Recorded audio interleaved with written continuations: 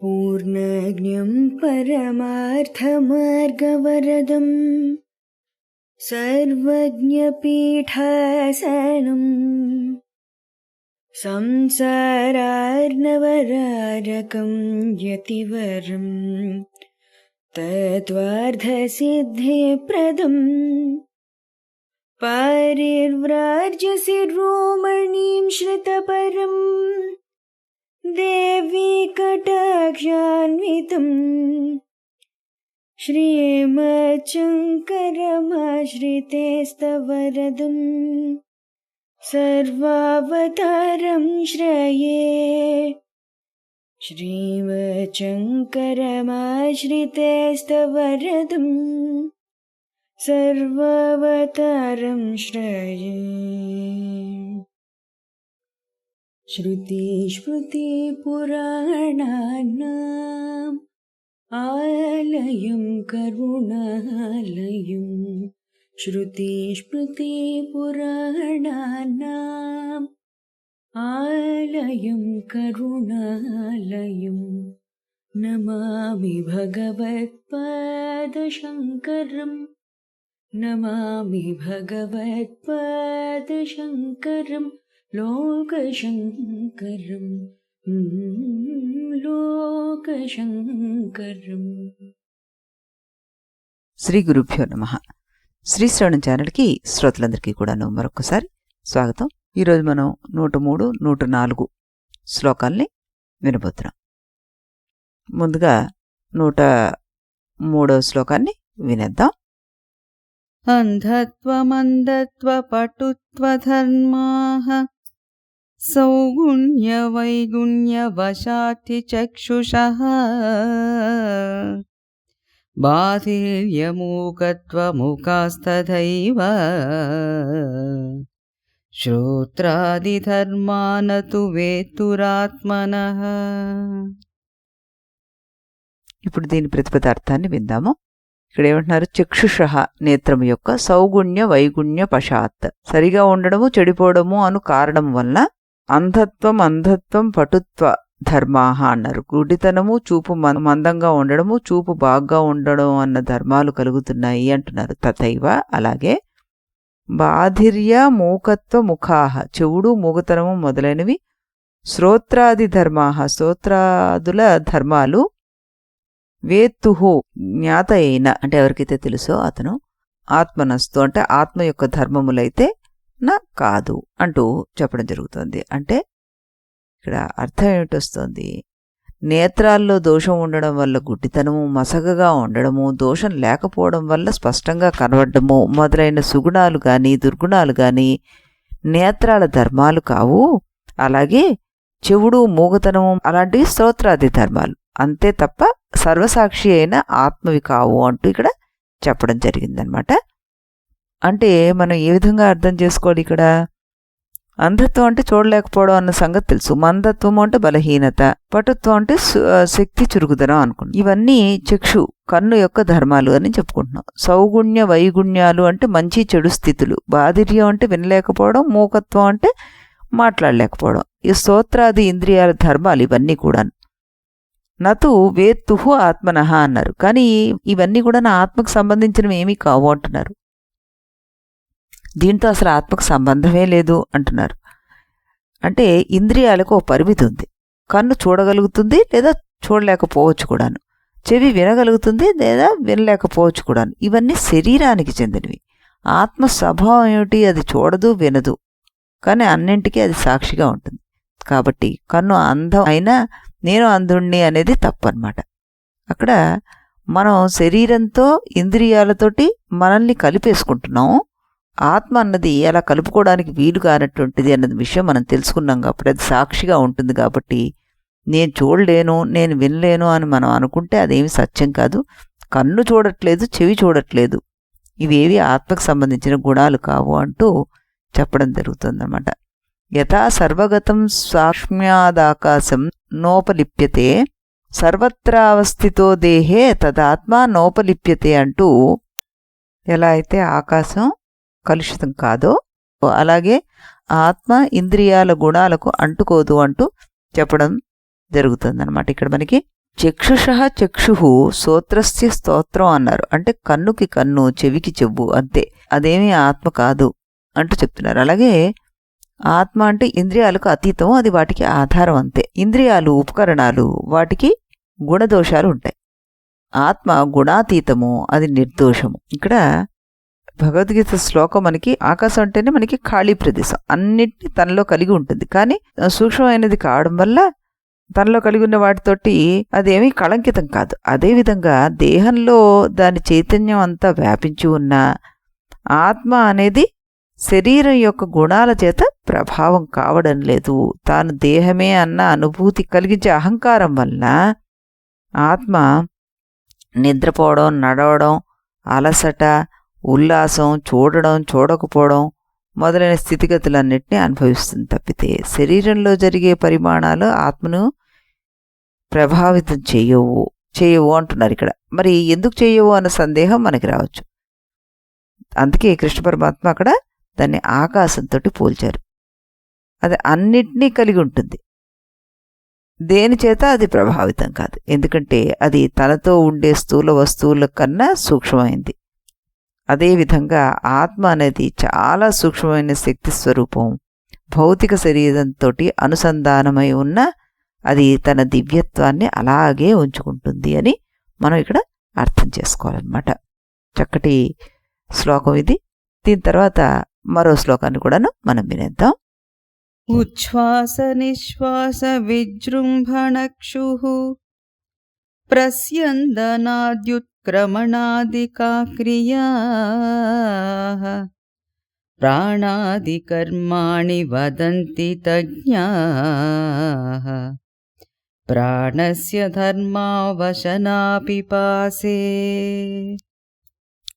ఇప్పుడు దీని ప్రతిపదార్థాన్ని కూడాను మనం తెలుసుకుందాం. ఇక్కడి నుంచి మనకి ప్రాణధర్మాల గురించి చెప్పడం మొదలు పెడతారనమాట.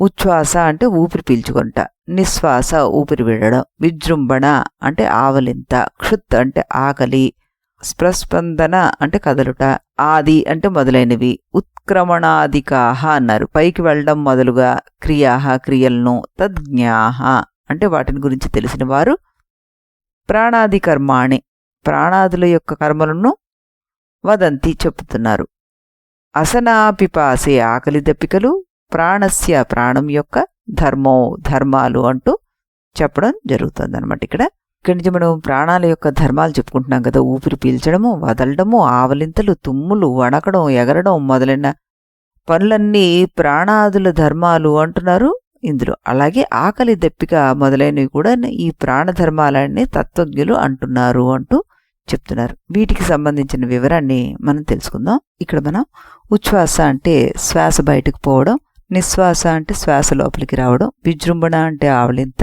క్షుత్ అంటే ఆకలి, ప్రస్రవణం అంటే విసర్జనము అన్నట్టుగా, ఉత్క్రమణము అంటే శరీరాన్ని విడిచిపెట్టిపోవడం, ఈ క్రియలన్నీ కూడాను. తత్జ్ఞాహ అంటే తత్వాన్ని తెలిసినవాడు, ప్రాణాది కర్మాణి ఇవన్నీ ప్రాణానికి సంబంధించిన క్రియలు అని మాత్రమే చూస్తాడు.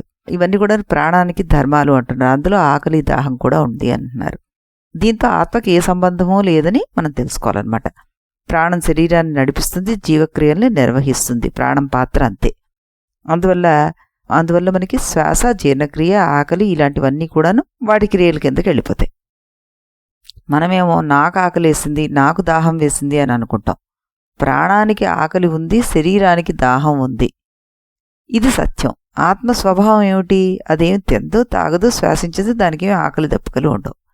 ఇవన్నీ జరుగుతున్నాయని మాత్రమే అది గమనిస్తుంటుంది. ప్రాణాపాన సమాయుక్తాః పచామ్యన్నం చతుర్విధం అన్నారు. ప్రాణాపానాల ద్వారా ఆహారం జీర్ణం అవుతుంది. ఇది ప్రాణానికి ధర్మం అంతే. నైవ కించిత్ కరోమీతి అంటూ జ్ఞాని భావం ఎలా ఉంటుందంటే మనకి నైవ కించిత్ కరోమీతి యుక్తో మన్యతే తత్వవిత్ ప్రశన్ శృణ్వన్ స్పృశన్ జిఘ్రన్ అశ్నన్ గచ్చన్ స్వపన్ శ్వసన్ ప్రలపన్ విసృజన్ గృహ్ణన్ ఉన్మిషన్ నిమిషన్ అపి ఇంద్రియాణి ఇంద్రియార్థేషు వర్తంతే ఇది ధారయన్ అంటారు. అంటే తత్వజ్ఞుడైన సాంఖ్యయోగి చూస్తూ, వింటూ, సృజిస్తూ, ఆఘ్రాణిస్తూ, భుజిస్తూ, నడుస్తూ, నిద్రిస్తూ, శ్వాసక్రియలన్నింటినీ కూడా జరుపుతూ, మాట్లాడుతూ, చెదిస్తూ, గ్రహిస్తూ, కనులు తెరుస్తున్నా, మోస్తున్నా ఇవన్నీ ఇంద్రియాలు తమ తమ విషయాలయందు వర్తిస్తున్నాయి, తానేమీ చేయడం లేదు అని భావిస్తాడు, సాక్షి మాత్రంగా ఉంటాడనమాట. అప్పుడు జ్ఞాని జీవన విధానం గురించి మనకి అక్కడ ఆత్మసాక్షిగా చెప్తున్నారు. శంకరాచార్యుల వారిని తీసుకోండి, ఆయన దేశం అంతటా అనేక సార్లు పర్యటించారు, అది కూడా కాలినడకన. అనేక మతాలను స్థాపించారు, షణ్మత స్థాపన చేశారు, ఎందరితోనూ వాద ప్రతివాదాలు చేశారు, ఎన్నో శ్లోకాలు రాశారు, ఎన్నో భాష్యాలు రాశారు. ఒక్క మాటలో చెప్పాలంటే ఆయన గృహస్థు కన్నా చాలా ఎక్కువ కర్మలు చేశారు. కానీ గృహస్థ జ్ఞాని సన్యాస జ్ఞానుల్లోనూ సమానంగా ఉన్న లక్షణం ఏమిటి అంటే వైరాగ్యము.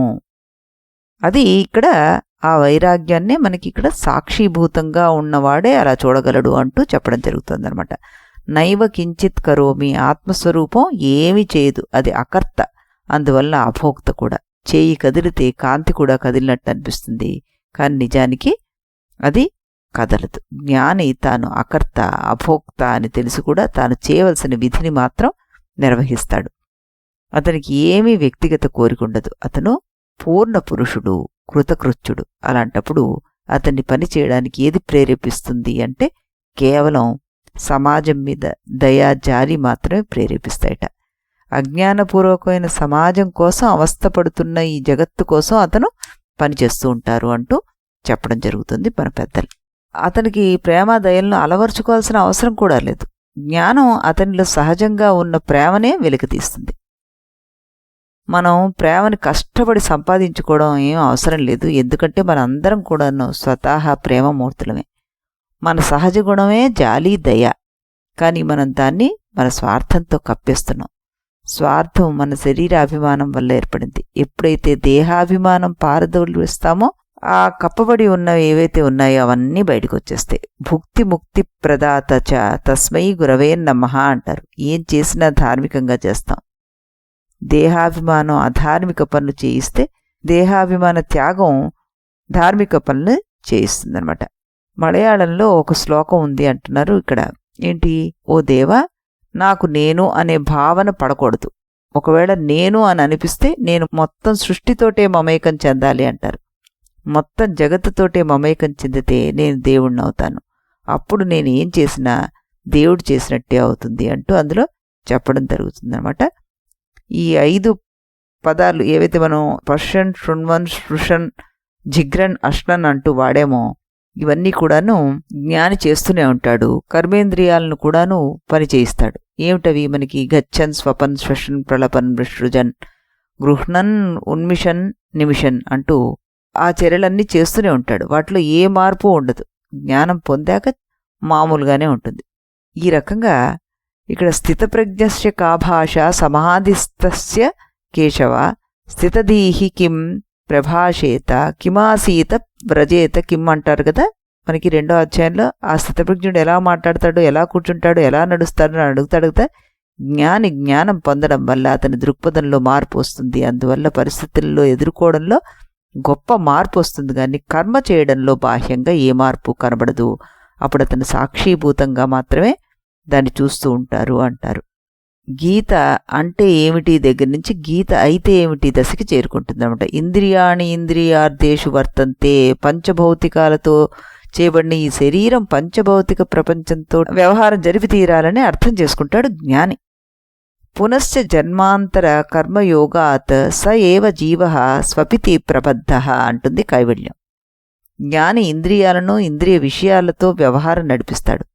ఇంద్రియాలు విషయ వస్తువులతో వర్తిస్తున్నప్పుడు దానికి తగ్గ ప్రతిచర్య ఉంటుందని కూడా గమనిస్తాడు. ఉదాహరణకి వాతావరణం వేడిగా ఉంటే చెమట పోస్తుంది, వాతావరణం చల్లగా ఉంటే దోమలు కూడా వస్తాయి. ఇవేవి తప్పించుకోలేవు. ధారయన్ అంటే జ్ఞాని తాను చేసే అన్ని వ్యవహారాల్లో ఈ విషయాన్ని గుర్తించుకుంటూ ఉంటాడు. ఇది ధారయన్ అన్నారు కదా. తత్వవిత్ యుక్త మన్యేత. తత్వవిత్ అంటే అక్కడ జ్ఞాని, యుక్త అంటే జాగృతతో ఉన్న వ్యక్తి. జీవితాన్ని యాంత్రికంగా గడిపితే గీత ఎప్పటికీ తోడ్పడదు. అదే జాగరూకతతోటి వ్యవహరిస్తే ఆ జ్ఞానం అన్ని వేళలా తోడుంటుంది. అలాంటి వ్యక్తిని యుక్తుడు అంటారు అన్నది మనం గీత నుంచి గ్రహించవలసిన విషయం అన్నమాట. నైవ కించిత్ కరోమి అన్నది మనం గట్టిగా గుర్తుపెట్టుకుంటే అప్పుడు నేను ఆత్మ అనే భావం మనకి స్థిరపడుతుందన్నమాట. చక్కటి శ్లోకాలని ఈరోజు చెప్పుకోవడం జరిగింది. మళ్ళీ మనం రేపు ఇదే సమయాన్ని కలుద్దాం. అంతవరకు సెలవు. ఇది గురువాక్యం, ఇది గురువాక్యం, విధి వేదాంతం విదితారకమితి బ్రహ్మము. ఇది గురువాక్యం, విధి వేదాంతం విదితారకమితి బ్రహ్మము. ఇది మొదలిది నడుమిది తుది, తెలిసిన వాడేవాడుగా. ఇది మొదలిది నడుమిది తుది, తెలిసిన వాడేవాడుగా. ఇది గురువాక్యం, విధి వేదాంతం విదితారకమితి బ్రహ్మము. ఇది గురువాక్యం.